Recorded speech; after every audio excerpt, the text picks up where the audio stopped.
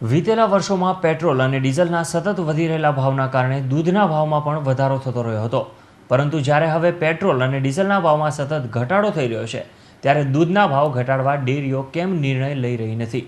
જે સામે સુરત કોંગ્રેસ દ્વારા કલેક્ટરને આવેદન આપી સહકારી ધોરણે ચાલતી દૂધ ડેરીઓને દૂધના ભાવ ઓછા કરવા રજૂઆત કરવામાં આવી છે. કોંગ્રેસ દ્વારા રજૂઆત કરવામાં આવી હતી કે હાલમાં સમગ્ર સુરત શહેરમાં મોટાભાગે સહકારી ક્ષેત્રની સુમૂલ કે અમૂલ અને 84 ડેરી દ્વારા દૂધનું સપ્લાય રોજબરોજ 10 લાખ લીટર હાલમાં કરવામાં આવી રહ્યું છે. હાલમાં દૂધની લીટરે કિંમતે ₹50 વસૂલવામાં આવી રહ્યા છે.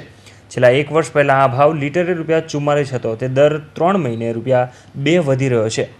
હાલ લીટરે ₹50 ગ્રાહકો પાસેથી વસૂલવામાં આવી રહ્યા છે. આ જ દૂધ સુરતથી નવસારી તેમજ વલસાડ જિલ્લામાં જુદા જુદા ક્ષેત્રમાં સપ્લાય કરવામાં આવે છે, તો તે ક્ષેત્રમાં આ દૂધની કિંમત લીટરે ₹48 ગ્રાહકો પાસેથી વસૂલ કરવામાં આવે છે.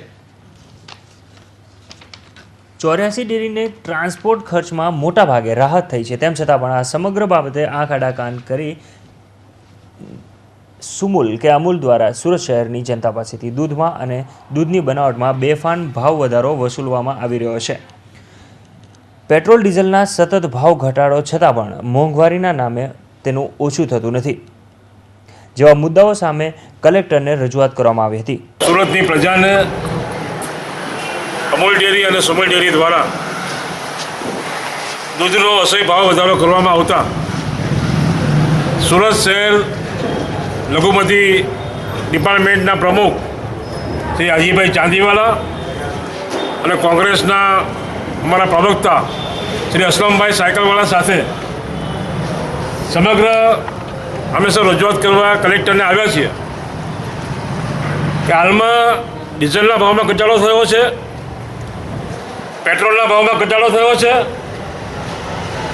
છતાં પણ અમૂલ ડેરી દ્વારા સુરત શહેરની પ્રજાને લૂંટવાનું ચાલુ રાખવામાં આવ્યું. અમૂલ ડેરી અને સુમૂલ ડેરીની આ ઉઘાડી લૂંટ છે, એનો કોંગ્રેસ પક્ષ દ્વારા લઘુમતી ડિપાર્ટમેન્ટ દ્વારા અમે સખત શબ્દમાં વિરોધ કરીએ છીએ અને વખોડી કાઢીએ છીએ.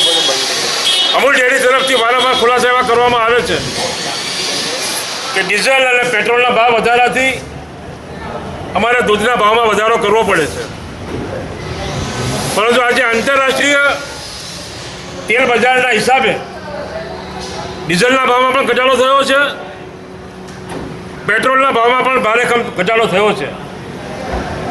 ₹48 લીટરે સમગ્ર દક્ષિણ ગુજરાતમાં દૂધનો